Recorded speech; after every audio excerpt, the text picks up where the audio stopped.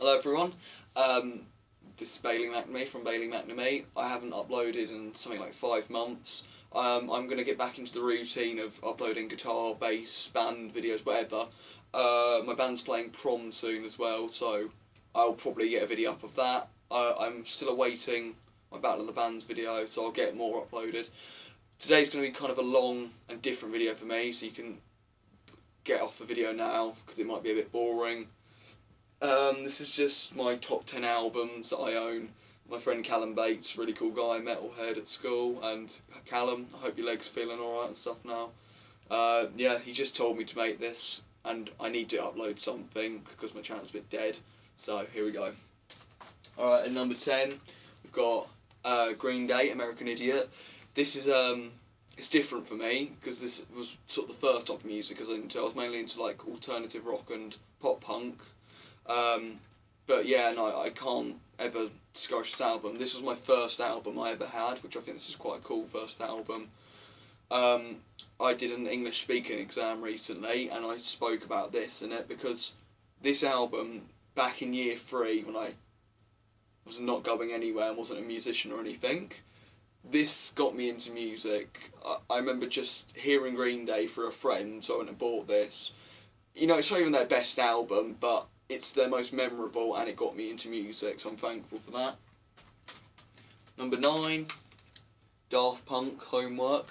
Now, this is, not many people know that I'm into house and electronic music. Not my main genre, but I love it at parties and stuff. I think this is my favourite Daft Punk album because it's so different compared to the others.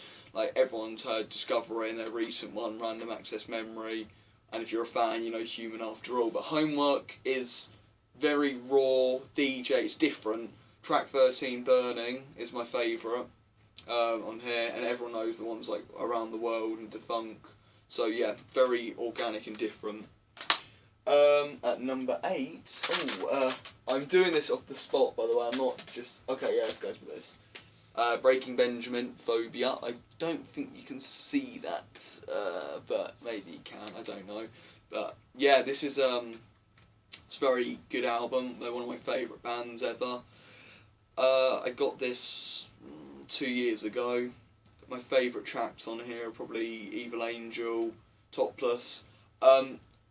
In fact, do you know what? My number 8 would be Breaking Benjamin, Saturate, but I don't own it, so I can't include it on the list. But yeah, this is also a great album, and if you're wanting to... Not many people know Breaking Benjamin, which they recently got back together and are doing a few tours. Well, no, with new members, but yeah. Definitely pick this up if you're up for some like alternative metal.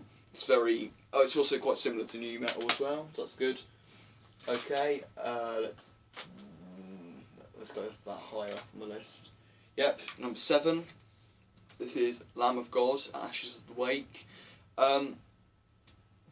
It's number 7 because it's got like quite a few good songs on it, like Lay to Rest, Walk With Me in Hell, you know, stuff like that.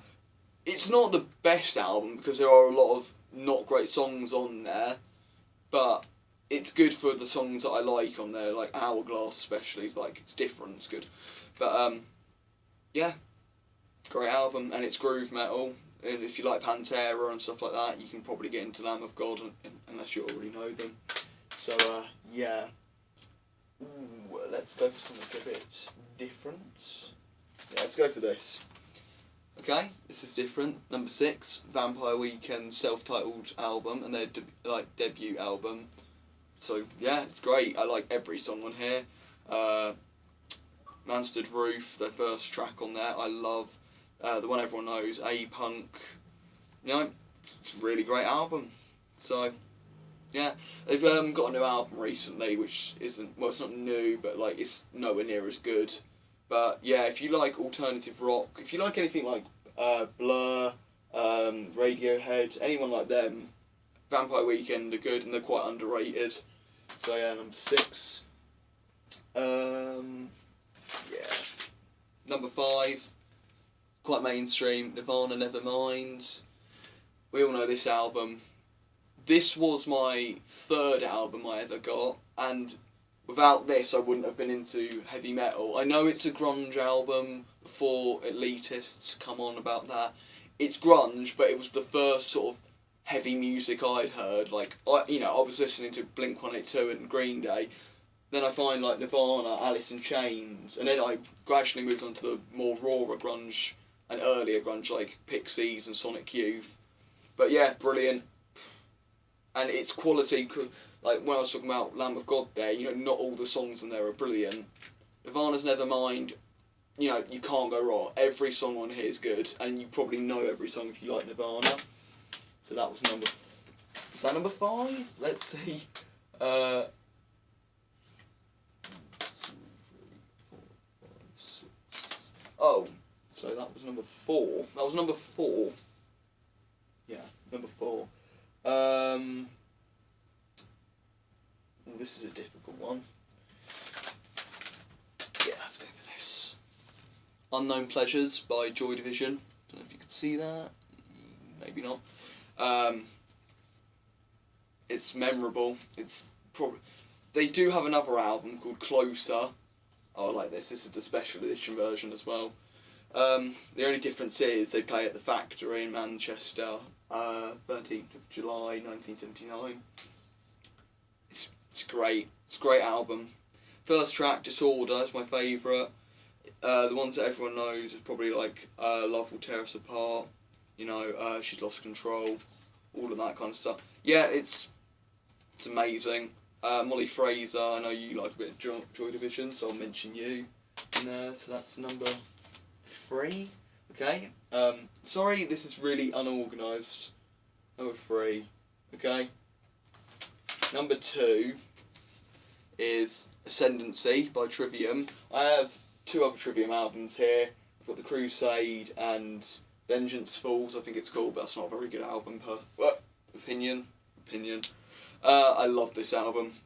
The first album, Ember to Inferno, is good, but the first album I got with Trivium was The Crusade, and I did like it. It's quite Metallica rip-off, but I kind of liked that. It's like heavier Metallica, but this is when they were sort of very metalcore. The song Ascendancy is my favourite on there. Light to the Flies, Gunshot to that. It's just, most of the songs on here are brilliant. If you like metalcore, like Kill Switch Engage, All That Remains, August Burns Red, this is my favourite metalcore album, and it's not, in the metalcore scene, Trivium, they're sort of heavier but still with great clean vocals, like Matt Heafy is one of my favourite vocalists ever. So yeah, I'd recommend anyone to pick up this album if you like metalcore. And I'm going to do some honourable mentions before do my favourite album. So let's go for Sonic Youth, Daydream Nation. I was given this for free of my ex-girlfriend Katie Tompkins, so thank you, Katie. This is an amazing album. Very amazing album. This is my favourite Green Day album, Green Day Dookie. Oh, it's got a big crack on the back from where I got it second hand. Yeah, this is... I've probably listened to this album like one of the most in this collection. OK Computer by Radiohead. Very unusual album. I didn't like it the first few listens, and then one day I liked it. I think a lot of people had that effect with it. My English teacher, Mr. Trapp, loves that. For honourable mentions, I think that'll be it. Other than this, I'll just do this. Alice in Chains, Dirt. This is an amazing album. Lots of good songs on it. Probably the heaviest sort of grunge band, and yeah, I love it. But number 1 was a very hard pick between Melancholy of Infinite Sadness. Very good out. It's got 2 CDs on it, Dawn to Dusk and Twilight to Starlight. Just full of great songs, very different. But it had to be Siamese Dream by Smashing Pumpkins. This is my favourite album ever. I had to re-get it recently. My old one went missing, and I was looking through this pile right here, and it was just gone. I have no idea where it's gone. I might find it one day, but I had to buy it again because I wanted to listen to it. So it's got Cherub Rock, 2 Day, Rocket, Disarm, Sommer, Geek USA, Mayonnaise, Silverfoot, like just so many good songs. It's Smashing Pumpkins' best album. A lot of people would argue The Melancholy of Infinite Sadness is, or if you're a very long-term fan, you might like Gish, but this is one of the most beautiful albums ever. It's different. Billy Corgan has such a, I would say, an unusual voice. I love his voice. It's different, but songs like Mayonnaise, it's written by James and Billy together. I think it's mainly Billy, but I need to learn it one day on guitar. I was trying to learn it by ear, which didn't work because it took me like 20 minutes to realise that the song's in half a step down, I think. I still could be wrong, I haven't checked it yet, I don't really check that often. Sorry about my messages. But yeah, it's great. Callum Bates, I mentioned him earlier. This is one of his favourite albums ever, although Callum has gone to the vinyls, which is cool of him.